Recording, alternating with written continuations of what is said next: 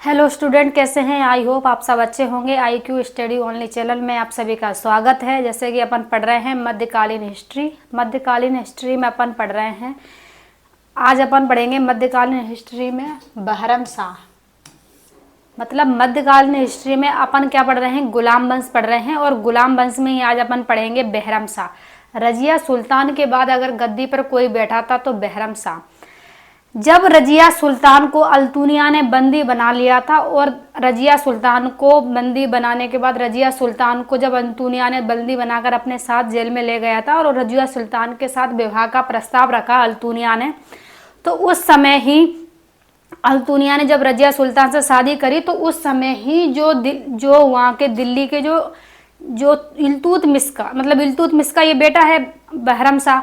इल्तुतमिश ने जो 40 ग्रुपों का 40 चहलगानी बनाया था, 40 लोगों का जो एक समूह बनाया था, उसमें से ही व्यक्तियों ने बहरम शाह को दिल्ली की गद्दी पर बिठा दिया। क्योंकि उस समय ये खबर आई कि रजिया सुल्तान ने अल्तुनिया से शादी कर ली और रजिया सुल्तान अब अल्तुनिया के साथ रहेगी। दिल्ली की गद्दी पर ऐसा कोई व्यक्ति उस समय बैठा नहीं था। रजिया सुल्तान को अल्तुनिया ने बंदी बनाया और उसी समय बहरम शाह को गद्दी पर बिठा दिया। जब रजिया सुल्तान विद्रोह करने के लिए दोबारा जब दिल्ली आई तो उस समय बहरम शाह गद्दी पर बैठ गया था। और जैसे ही बताया जाता है कि रजिया सुल्तान भटिंडा जाते समय भटिंडा में रजिया सुल्तान को डाकुओं ने उसकी हत्या कर दी गई थी, पर उसी के टाइम में बहरम शाह गद्दी पर बैठ गया था। ठीक है। मंगोलों ने 1241 की सदी के दौरान लाहौर की घेराबंदी की और मंगोलों ने लोगों का नरसंहार किया और शहर की संपत्ति लूटी। जब बहरम शाह दिल्ली की गद्दी पर बैठा था तो उस समय मंगोलों का आक्रमण हुआ लाहौर पर, और लाहौर की घेराबंदी मंगोलों ने कर ली और वहां के लोगों का नरसंहार किया और वहां के लोगों की धन संपदा लूटी। देखो, पहले इल्तुतमिश जब गद्दी पर बैठा था तो उसने अपनी राजधानी लाहौर को बनाया था। दिल्ली की गद्दी पर बैठा था, दिल्ली में उसने शासन अपना स्थापित किया और राजधानी लाहौर को बनाया। कुछ टाइम तक राजधानी लाहौर रही और इसके बाद राजधानी दिल्ली आ गई, क्योंकि जब इल्तुतमिश गद्दी पर बैठा तो उसने अपनी राजधानी दिल्ली बनाई, और रजिया सुल्तान भी जब गद्दी पर बैठी तो राजधानी दिल्ली थी। पर मंगोलों को ऐसा लगा कि इनका जो शासन है वो लाहौर से चल रहा है, इसलिए मंगोलों ने लाहौर पर आक्रमण किया और लाहौर के लोगों को नरसंहार किया और वहां की धन संपदा लूटी। पर जब ये आक्रमण हुआ तब आराम शाह कहाँ बैठा था? दिल्ली की लाल महल में गद्दी पर बैठा था। बताया जाता है कि दिल्ली के लाल महल में आराम शाह का राज्याभिषेक हुआ और वहीं पर उसको सुल्तान का पद दिया गया और सुल्तान के पद से वो गद्दी पर बैठा। पर मंगोलों ने आक्रमण किया लाहौर पर और लाहौर की धन संपदा को लूट लिया। सुल्तान की अक्षमता और राज प्रशासन, मतलब सुल्तान की असमता और राज प्रशासन, सेना की विसफलता, हताश होकर 40 सरदारों ने सुल्तान को बदलने की साजिश की। मतलब आराम शाह गद्दी पर बैठा था, उसकी अक्षमता और उसके राज्य प्रशासन, मतलब उसकी अक्षमता थी कि वो राज्य का जो कार्य है वो उसको संभाल नहीं रहा था, अपने राज्य को अच्छी तरह चला नहीं रहा था। वो बहरम शाह एक अय्यासी किस्म का शासक था, इसलिए उसे सल्तनत और प्रजा और लोगों में कोई मतलब नहीं था, मतलब कोई इंटरेस्ट नहीं था। वो अपने साम्राज्य को चला नहीं रहा था, बस अपनी अय्यासी से जिंदगी जी रहा था। उसने सुल्तान के पद का गलत फायदा उठाया और सेना और विसफलता, मतलब उसकी सेना भी विसफल होती जा रही थी, क्योंकि सेना भी कमजोर हो गई थी। क्योंकि जब राजा ही मजबूत नहीं होगा तो सेना कहाँ से मजबूत होगी? उसकी उस समय सेना भी कमजोर थी और विसफल हो रहा था। मंगोलों का आक्रमण बहुत ज्यादा बढ़ रहा था, धीरे धीरे मंगोल आक्रमण करते करते दिल्ली तक आ रहे थे।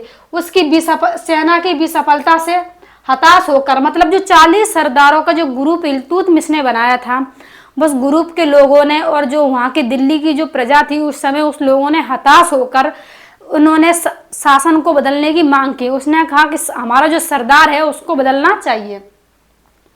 40 सरदारों ने सुल्तान को बदलने की मांग की। 40 सरदारों का जो ग्रुप था उसने सुल्तान को बदलने की मांग की। इल्तुतमिश ने अपने शासन चलाने के लिए 40 सरदारों का पहले से एक ग्रुप तैयार कर दिया था। 40 चहलगानी के नाम से उसने ग्रुप बनाया था। वो जो उसका जो ग्रुप था 40 चहलगानी के जो लोग थे वो ये देखते थे कि साम्राज्य किस तरह चल रहा है। राजा एक नाम के लिए गद्दी पर बैठता था, पर सारी सल्तनत को संभालना 40 एक ग्रुपों के लोगों का काम था। वो सब कुछ देखते थे कि प्रजा में कैसा क्या चल रहा है, राजा अपना शासन ढंग से कर रहा है या नहीं कर रहा है। 40 सरदारों के जो लोग थे वो डिसाइड करते थे कि कौन किस समय तक राजा रहेगा। इस मतलब फिर पूछा जाए तो गुलाम वंश में कोई राजा ज्यादा समय तक नहीं रह पाया। एक इल्तुतमिश था जो काफी लंबे टाइम तक 20 या 25 साल तक वो गद्दी पर बैठा, और इल्तुतमिश के बाद अगर कोई ज्यादा समय तक गद्दी पर बैठेगा तो वो बैठेगा बलबन। वो भी 40 से चहलगानी का ही व्यक्ति सदस्य होगा, और वही इल्तुतमिश के बाद अच्छी तरह शासन करेगा, क्योंकि उसने सारे सरदारों को अपने सामने गद्दी पर बिठाया और सारे सरदारों को उसने समझा, सब लोगों को समझा काफी टाइम तक। इल्तुतमिश के टाइम पर ये सब कुछ हुआ। तो इसके बाद इल्तुतमिश के बाद अगर गद्दी पर कोई ज्यादा समय तक रहेगा और अच्छी तरह शासन कर पाएगा तो ये बलबन, क्योंकि इल्तुतमिश के तो एक भी बेटे अच्छी तरह से शासन संभाल नहीं रहे थे। इसलिए वहां के जो सुल्तान थे, 40 सरदारों के जो लोग थे, उन्होंने इस सुल्तान को बदलने की मांग रखी, क्योंकि अय्यासी किस्म का सुल्तान था। इसलिए लोगों ने कहा कि हमें अपना सल्तनत का जो सुल्तान है उसको बदलना चाहिए। बहरम शाह को 1242 में दिल्ली में पकड़कर उसकी हत्या कर दी। बहरम शाह था उसको तो 1242 में इसकी हत्या कर दी, और इसकी दिल्ली में मतलब इसको पकड़ लिया और इसके बाद इसकी हत्या कर दी, मतलब अगला सुल्तान बनाने की मांग रखी। बहरम शाह के बाद गद्दी पर बैठा अगले सुल्तान में बहरम शाह के बाद गद्दी पर बैठा अलाउद्दीन मसूद शाह 1242 से 1246 तक। इसका 4 साल तक ही टाइम रहा, 4 साल तक ही दिल्ली के गद्दी पर बैठा। जैसा कि चला आ रहा था, कोई भी शासन गुलाम वंश में इल्तुतमिश के बेटे ज्यादा टाइम तक गद्दी पर नहीं बैठे। 4 या 3 साल तक ही वो गद्दी पर रहे, क्योंकि वो शासन चलाने में अयोग्य थे। वो सरदार बनने के लायक नहीं थे, वो सुल्तान बनने के लायक नहीं थे। इसलिए वो ज्यादा टाइम तक गद्दी पर नहीं बैठ पाई, क्योंकि वो अपने साम्राज्य को सही से संभाल पा नहीं रहे थे। इसलिए लोगों ने उनका विद्रोह किया और थोड़े थोड़े समय में शासन को हटा दिए। पर यह कह जा सकता है कि उस समय भारत में मुस्लिम धर्म जो स्थापित हो रहा था, मुस्लिम वंश की स्थापना हो रही थी, इसलिए इन लोगों को समझ में और इन लोगों को शासन चलाने में उस समय काफी दिक्कतें आ रही थी, क्योंकि उससे पहले मुस्लिम धर्म का यहाँ पर कोई भी ऐसा साम्राज्य नहीं था और पहली बार दिल्ली में गुलाम वंश की स्थापना हुई थी। इसलिए धीरे धीरे जो गुलाम वंश के जो लोग हैं, क्योंकि ये पहला ही वंश था जो मुस्लिम तुर्क थे जो दिल्ली के गद्दी पर बैठे थे, इसलिए इन्हें अपने साम्राज्य चलाने के लिए काफी असमंजस का सामना करना पड़ रहा था। लोगों को प्रजा में अपने साम्राज्य में ये तालमेल नहीं बिठा पा रहे थे सही तरीके से, इसलिए इनका टाइम शायद ज्यादा टाइम पीरियड तक नहीं रहा। अलाउद्दीन मसूद शाह 1242 पर दिल्ली की गद्दी पर बैठा। रुकबुद्दीन फिरोज शाह का पोता और मुजाउद्दीन बहरम शाह का पुत्र था। जो अलाउद्दीन मसूद शाह था, ये रुकबुद्दीन फिरोज शाह का पोता। रुकबुद्दीन फिरोज शाह अपन ने रजिया सुल्तान इल्तुतमिश के बाद अगर कोई गद्दी पर बैठा था तो रुकबुद्दीन फिरोज शाह था, और जो अलाउद्दीन मसूद शाह रुकबुद्दीन फिरोज शाह का पोता था। मुजाउद्दीन बहरम शाह का पुत्र था। मतलब इससे पहले जो गद्दी पर बैठा था मुजाउद्दीन बहरम शाह, उसका कौन था? ये पुत्र था। उसके समय एक नायब का पद, मतलब अलाउद्दीन मसूद शाह ने एक पद शुरू किया था, उसका नाम था नायब। नायब का मतलब होता था सुल्तान के बाद अगर कोई व्यक्ति सबसे ज्यादा महान होता था तो वो होता था नायब। इसने एक पद शुरू किया था नायब, मतलब सुल्तान के बाद अगर कोई व्यक्ति सबसे ज्यादा महान या सबसे ऊंचा पद रहेगा तो वो रहेगा नायब का। बस इसने अपने शासनकाल में एक ही काम अच्छा करा, क्योंकि इसने एक पद शुरू किया था नायब, जो सुल्तान के बाद सबसे ज्यादा इंपॉर्टेंट पद माना जाता है। नायब ए मामूली खान के नाम से इसने एक पद शुरू करा। मतलब सुल्तान के बाद अगर किसी की जिम्मेदारी रहेगी तो वो रहेगी नायब की। नायब अपने सारे कार्य को सुल्तान के बाद संभालता था और ये पद बहुत इंपॉर्टेंट माना गया। बस इसका ये पद आगे चल के सभी पीढ़ियों में चलेगा। मुजाउद्दीन बहरम शाह का पुत्र था और इसने जो पद शुरू किया था, इसने गैर सरदारों के एक समूह मतलब गैर सरदारों का एक समूह था, गैर सरदारों के जो एक नेता था उसको उसने ये पद दिया था। उसका नाम था कुतुबुद्दीन हसन। अलाउद्दीन मसूद शाह ने एक पद शुरू किया नायब, और नायब के पद पर अगर उसने किसी व्यक्ति को बिठाया था तो वो बिठाया था कुतुबुद्दीन हसन को, क्योंकि वो एक गैर तुर्क था। इसीलिए इसके इस पद को काफी विद्रोह हुआ और जो 40 एर चहलगानी के लोग थे उन्होंने इसका विद्रोह करना शुरू कर दिया। इसने अपने शासन में काम तो काफी अच्छे करे, पर उसने जो काम करे वो तुर्क सरदारों के विरोध करे, मतलब तुर्क सरदारों को इसने अपने खिलाफ खड़ा कर लिया। इसलिए इसकी जो चीज थे, मतलब इसकी जो साम्राज्य में विद्रोह शुरू होने लग गया। जो 40 एर चहलगानी के लोग थे, जो तुर्क थे, वो इसके ही खिलाफ खड़े होने लग गए, क्योंकि ये गैर तुर्क लोगों को अपना पद देने लग गया, गैर तुर्क लोगों को अपनी गद्दी पे सामान बिठाने लग गया, अपने लोगों को अपने राज्य साम्राज्य में स्थान देने लग गया। जो 40 चहलगानी के लोग थे उनको पसंद नहीं आया, क्योंकि इल्तुतमिश ने ये चाहा था कि मैं जो 40 चहलगानी की मतलब 40 चहलगानी जो ग्रुप बना रहा हूं, आगे चल के पूरा साम्राज्य इन्हीं के हिसाब से चले। पर अलाउद्दीन मसूद शाह ने उसको नहीं माना और अलाउद्दीन मसूद शाह ने नायब का पद बनाया, जो सुल्तान के बाद सबसे इंपॉर्टेंट पद था। और उस पद पे उसने गैर तुर्क एक व्यक्ति को बिठा दिया, रुकबुद्दीन हसन को। यहीं से उसके खिलाफ 40 चहलगानी के लोग खड़े हो गए। शासन का वास्तविक शक्ति, मतलब उसने एक पद और बनाया, शासन की वास्तविक शक्ति, मतलब जो वो शासन कर रहा था उसकी वास्तविक शक्ति को देख रेख करने के लिए, शासन किस तरह से चलाया जाए, किस तरह से संभाला जाए, तो उसने एक पद बनाया वजीर। वजीर का पद भी बहुत जरूरी होता है। वजीर का मतलब होता है जो किसी चीज को बाहरी तरीके से समझता है। नायब का पद होता है, नायब का मतलब होता है जो आपके बाद आपकी सारी चीजों को संभालेगा, वो नायब होगा। वजीर होगा जो आपकी जो व्यवस्था है, आपकी जो जैसे इक्ता व्यवस्था को इसने खत्म कर दिया, मतलब इक्ता व्यवस्था को इसने अपने साम्राज्य में स्वतंत्र कर दिया। मतलब जो लोग इक्ता नाम का एक कर देते थे उन लोगों को स्वतंत्र कर दिया, वो अपने हिसाब से अपना कर अपने हिसाब से दे सकते हैं। इसीलिए इसने एक पद बना दिया वजीर। वजीर का पद भी बहुत इंपॉर्टेंट था, क्योंकि सारी व्यवस्थाएं, सारे धंधे, सारी चीजों का अगर कोई देखता था तो वो देखता था वजीर। मतलब बाहरी कारोबारों को देखने के लिए इसने एक पद शुरू किया, वो है वजीर।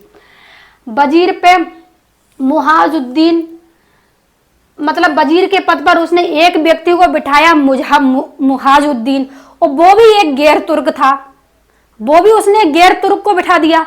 इसलिए इसके शासन काल में विद्रोह ज्यादा शुरू होने लगा, क्योंकि ये ज्यादा समय तक राजा चलने वाला था नहीं। क्योंकि जितनी भी चीजें इसको शुरू कर रहा था, इसने काफी अच्छे पद शुरू किए, काफी अच्छी अपनी प्रजा में इसने बदलाव किया, पर इसका जो बदलाव का कारण था, वो जो 40 चहलगानी के सदस्य थे और खास करके जो तुर्क थे, उनको इसका ये बदलाव पसंद नहीं आ रहा था। इसीलिए इसके साम्राज्य में वो लोग विद्रोह करने लग गए, इसके खिलाफ खड़े होने लग गए। इसीलिए ये ज्यादा टाइम तक राजा नहीं रह पाया। वजीर के पद पर इसने एक व्यक्ति को बिठाया, मुहाजुद्दीन हसन को, मुहाजुद्दीन को उसने बिठाया, और वो भी गैर तुर्क था। जाति कौन था? तुर्क था, गैर तुर्क बताया जाता है। अमीर ए हाजिब, इसने अमीर ए हाजिब का एक पद शुरू किया। मतलब इसने अपने साम्राज्य में काफी चीजें नई नई करी। मतलब इसने चाहा कि जो चीज चली आ रही है उसमें बदलाव होना बहुत ज्यादा जरूरी है, इसलिए इसने नए नए पद शुरू किए। नए नए पद शुरू करने का मतलब है कि इसने अपने जो प्रशासनिक कार्य थे उनको टुकड़ों में बांट दिया, अलग अलग व्यक्ति को बांट दिया। इसका मतलब था कि सरदार पे किसी चीज का, जो सुल्तान है उस पे किसी चीज का ज्यादा दबाव नहीं रहे। जैसे नायब रहेंगे तो वो अपने पद को संभालेंगे, वजीर होगा वो अपने व्यवसायिक पद को संभालेगा। अमीर ए हसन, उसने अमीर ए हसन का एक पद शुरू किया। इल्तुतमिश 40 तुर्क समूह के सरदारों गियासुद्दीन बलबन को प्राप्त, मतलब इसने अमीर ए हसन का जो पद शुरू किया उस पे इसने एक व्यक्ति को बिठाया, वो बिठाया गियासुद्दीन बलबन को। आगे यहीं से शुरू हो जाएगी बलबन। मैंने पहले भी इल्तुतमिश ने 40 चहलगानी का ग्रुप बनाया था, सबसे पहले उसने 40 चहलगानी शुरू करी थी, तभी मैंने कहा था कि इसमें से एक व्यक्ति 40 चहलगानी का ही आगे चल के इसी गद्दी पर बैठेगा, वो होगा बलबन। मतलब इल्तुतमिश के टाइम पर लास्ट टाइम तक अगर कोई रहेगा बलबन, तो बलबन को साम्राज्य की, प्रजा की, शासन की अच्छी समझ हो गई थी, क्योंकि वो काफी समय तक देख रहा था दिल्ली की सल्तनत, दिल्ली की गद्दी पर जितने भी सुल्तान बैठे वो सब उसी के सामने बैठे। मतलब उसने पहले ही घोषित कर दिया था कि इल्तुतमिश के पुत्र अयोग्य हैं। वो पहले ही घोषित कर चुका था कि इल्तुतमिश के जितने भी बेटे हैं अयोग्य हैं। रजिया सुल्तान के टाइम पे ही बलबन का विरोध रहा, उसके जितने भी बेटे रहे उनके टाइम पर भी बलबन रहा। बलबन के हिसाब से ही सभी ने शासन किया, और आगे चलकर बलबन ही गद्दी पर बैठेगा, जिसका काफी लंबे टाइम तक शासन रहेगा। अमीर ए हाजिब के पद पर उसने बलबन को बिठाया और बलबन ने इस पद पर काफी अच्छे तरह से उभरा, उसने काफी अच्छी तरीके से इस पद को संभाला। 1245 में उच्च पर कब्जा कर किया, बलबन ने मंगोलों को खदेड़ कर भगा दिया। 1245 में उच्च जगह पे मंगोलों ने कब्जा किया, अधिकार किया, और इसने अमीर हाजिब का पद किसको दिया था? बलबन को। मतलब इसने बाहरी कब्जा और सेना संभालने का जो पद था वो बलबन को सौंप दिया था, क्योंकि बलबन इस चीज में मतलब एक योग्य था। वो जानता था कि बलबन काफी समय से हमारे साम्राज्य में है, हमारे शासन में है। इसके पिता मतलब इसके जो दादा के टाइम पर भी बलबन था, तो बलबन को समझ और सेना की काफी अच्छी समझ थी। बाहरी चीजों को संभालना, सीमाओं को संभालना बलबन को काफी अच्छी तरह से आता था, इसीलिए उसने ये पद बलबन को दिया। और बलबन ने मंगोलों को वहां से खदेड़ भगाया, क्योंकि बहरम शाह के शासनकाल में ही मंगोलों ने लाहौर पर आक्रमण किया। धीरे धीरे वह मंगोलों का आक्रमण बढ़ता आ रहा था और वो दिल्ली तक आ रहा था। इसी के आक्रमण को बहरम शाह मंगोलों के आक्रमण को नहीं रोक पाया, इसलिए सल्तनत में विद्रोह हुआ और बहरम शाह को गद्दी से हटा दिया। वो आक्रमण चलता रहा और जो बलबन ने मंगोलों को वहां से खदेड़ कर भगा दिया। मतलब मंगोलों से सामना बलबन का हुआ और मंगोलों की बलबन के हाथ पराजय हुई, मंगोल वहां से चले गए। अमीर ए हाजिब के पद पर रहकर बलबन ने शासन का वास्तविक सत्ता अपने हाथों में ली। अमीर ए हाजिब का पद पर रहने के बाद बलबन ने सत्ता अपने हाथों में ले ली। मतलब अमीर ए हाजिब का पद जो था वो बलबन ने अच्छी तरह से संभाला। सत्ता और प्रजा की समझ तो उसको पहले से थी कि वो इल्तुतमिश के 40 सदस्य का व्यक्ति तो पहले से ही था। उसको पहले से सारी सत्ता, प्रजा, सेना, आसपास के जो राज्य हैं, शासन की उसको पहले से अच्छी समझ थी, इसीलिए उसका ये पद काफी इंपॉर्टेंट था। और अब वो साम्राज्य में एक अहम भूमिका निभाने लग गया था, क्योंकि एक वो व्यक्ति इंपॉर्टेंट बन गया था अमीर ए हाजिब के पद से।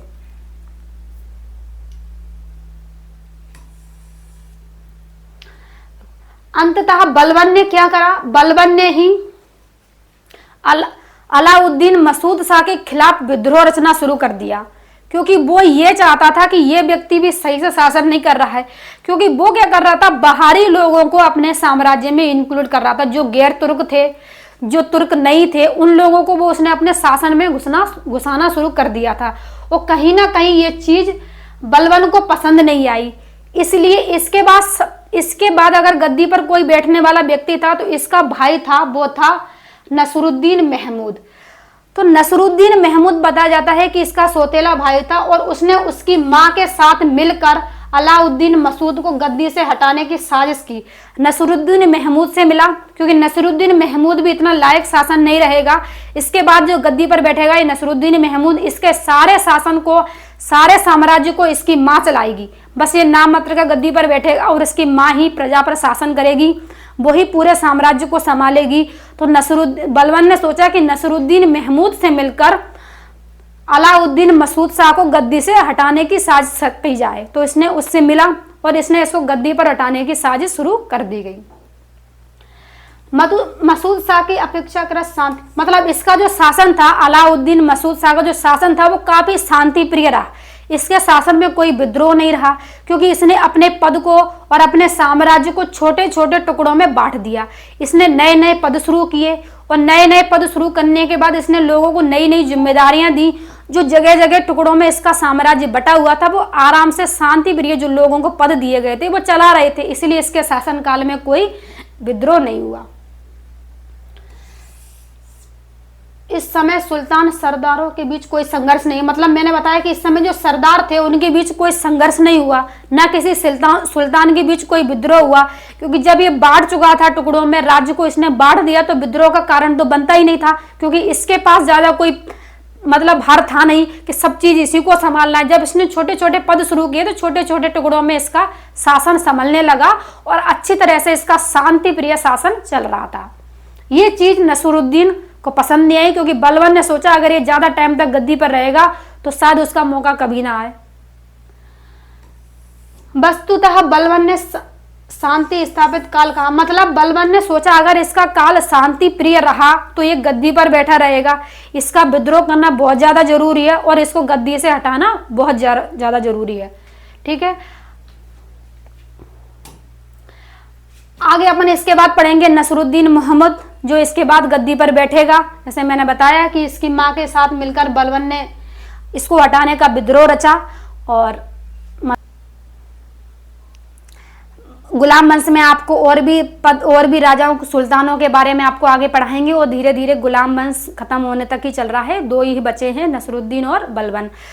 आई होप आपको ये क्लास अच्छी लग रही होगी। हिस्ट्री क्लास पसंद आई हो तो लाइक करें, शेयर करें, सब्सक्राइब करें। आगे वीडियो आपको और भी अच्छे मिलेंगे।